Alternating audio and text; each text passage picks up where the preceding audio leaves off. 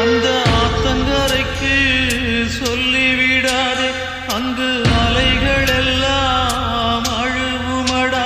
அந்த பண்ணக்காட்டுக்கு சொல்லிவிடாதே, அந்த பசுக்கள் எல்லாம் கதறுமடா.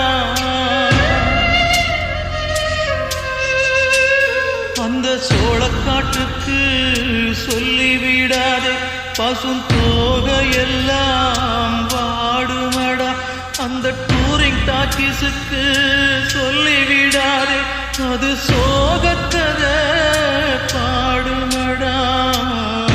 மண்ணில் வாழும் நதியே கடலே, மனதால் உயர்ந்த மனிதரை பாடுங்கள்.